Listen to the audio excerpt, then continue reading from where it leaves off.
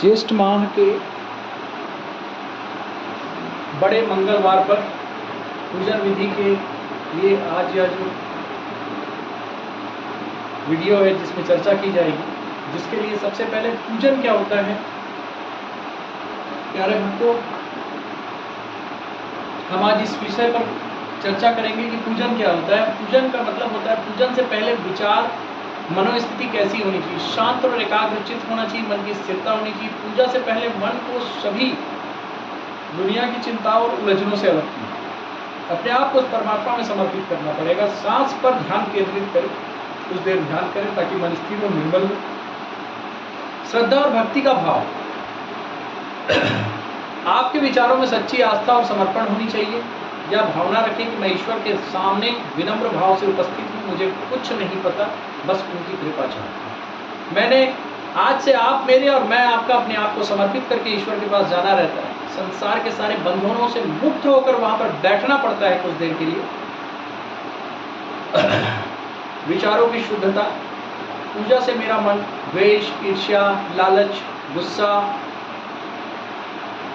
या किसी के प्रति बुरा भाव बिल्कुल भी नहीं होना चाहिए। मन, कर्म, वचन से एकदम पवित्र होना चाहिए। मानसिक, शारीरिक रूप से बिल्कुल पवित्रता होनी चाहिए और क्षमा करें और क्षमा मांगें। भीतर से हल्का और अंदर से शुद्ध हो जाए। साथ ही कृतज्ञता का भाव, we have to be gratitude towards God। ईश्वर को धन्यवाद दें कि उन्होंने आपको पूजा का अवसर दिया। कृतज्ञता से किया गया पूजन हृदय तक पहुंचता है। आप सबसे पहले सर्वहित में पूजा करना है। मांग पत्र नहीं होना चाहिए पूजा में। संकल्प का भाव, संकल्प ले कि मैं यह पूजा केवल भगवान की प्रसन्नता, अपने आत्म कल्याण और जगत की भलाई के लिए कर रहा हूं। आत्मा के कल्याण के लिए, आत्म कल्याण मतलब आत्मा के कल्याण, जगत की भलाई और प्रभु की प्रसन्नता। प्रभु कब प्रसन्न होते हैं? जब हम रामचरित में आते हैं, हम गीता को अनुकरण करते हुए जीवन जीने की कोशिश करते हैं, अपने आप प्रभु प्रसन्न हो जाते हैं। निजी लाभ की कामना भी हो तो वह सकारात्मक, दूसरों के अहित के बिना। एक इसी पर गीता श्लोक भी बोलना चाहूंगा। पत्रम पुष्पम फलम तोय यो मे भक्त्या प्रियच्छति तदहम भक्त्युम पश्यामि प्रयत्तमनः। जो भी भक्त कहते हैं कि गीता में जो भी भक्त मुझे, ईश्वर कहते हैं कि पत्र, पुष्प, फल या जल अर्पित करता है, प्रभु से प्रेम पूर्वक स्वीकार करते हैं। इसका भाव यही है कि आपके भाव शुद्ध हैं तो साधन छोटे भी चलेंगे। आप सुमन चढ़ाओ न चढ़ाओ, ईश्वर पे अपना सुंदर मन गोविंद के चरणों में चढ़ा दो, आपका काम हो जाएगा। पूजन से पहले 5 मिनट का मौन ध्यान अवश्य करें और ओम हम हनुमते नमः का जाप करें। ईश्वर से कहें कि हे प्रभु, मेरा मन, वाणी, कर्म आपके चरणों में है, मुझे सन्मार्ग दिखाएं। बड़ा मंगल जो है इस पूजा में, आप जिस पूजा को करने जा रहे हो, सबसे पहले एकदम से लॉजिकली आप सोचो कि आपको क्या चीज़ अच्छी लगती, वही ईश्वर को अच्छी लगती, क्योंकि हम जो जितने मनुष्य हैं ईश्वर के अंश हैं।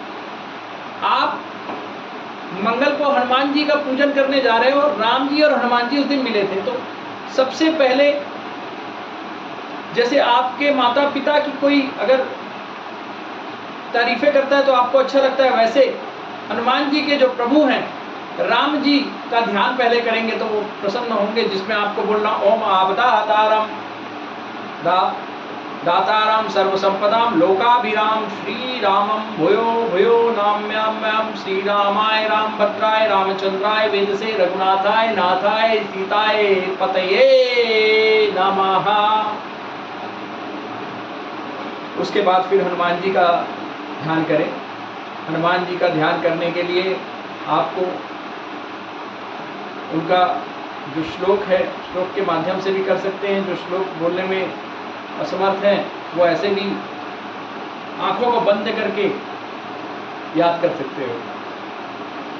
अतुलित बल धामम हेम शैलावदेहम धनुवन कृशानुम ज्ञानी नाम अग्रगण्यम सकल गुण निधानम वारणानामधीशम रघुपति प्रिय भक्तम वात जातम नमामि रघुप्रिय भक्तम वात जातम नमामि रघुप्रिय भक्तम वात जातम नमामि। हनुमान जी महाराज की जय हो। हनुमान जी ज्ञानियों में अग्रगण्य हैं, सारे गुण उनमें हैं, वानरों के राजा हैं, रघुपति के प्रिय भक्त हैं और उनको हम नमन करते हैं। उसके बाद सबसे पहले तो पूजन के लिए आपको स्वच्छ कपड़े पहनने हैं और हनुमान जी का जो प्रिय कपड़ा है वो लाल कपड़ा है। तो आप कोशिश करिएगा प्रातः काल स्नान करके स्वच्छ वस्त्र धारण करके लाल वस्त्र धारण करें और हनुमान जी की मूर्ति और राम दरबार को सम्मुख रखकर घी या तेल का दीपक कच्चे दिए में, दिया ना होने की स्थिति में कैसा भी होगा और कोई चीज ना होने की स्थिति में मानसिक रूप से भी चढ़ा सकते हैं, भाव अर्पित होना चाहिए। दीपक घी या तेल का, सिंदूर व चमेली का तेल और सिंदूरी हनुमान जी में चोला अर्पित करें। लाल फूल, हनुमान जी का कलर ही लाल है, लाल फूल अर्पित करें। गुड़, बूंदी का लड्डू, बेसन का लड्डू, पेड़ा, पान जो है, पान प्रसिद्ध प्रिय प्रसाद है हनुमान जी का, वो अर्पित करें उन्हें। साथ में अगरबत्ती धूप लगाएं। हनुमान चालीसा का पाठ जोर जोर से पढ़कर, पूरे आत्मविश्वास के साथ, पूरे कॉन्फिडेंस के साथ पढ़कर समझ के पढ़ना है। अपने जीवन में चालीसा को उतार लेना है और उसके बाद आप बिल्कुल सीताराम लखन हनुमान जी को याद करके सुंदरकांड का पाठ करें। सुंदरकांड का पाठ करते सीताराम सीताराम का नाम जप करें और ध्यान रहे मंगलवार को मदार के पत्ते पर सीताराम सीताराम 108 पत्तों पर लिखकर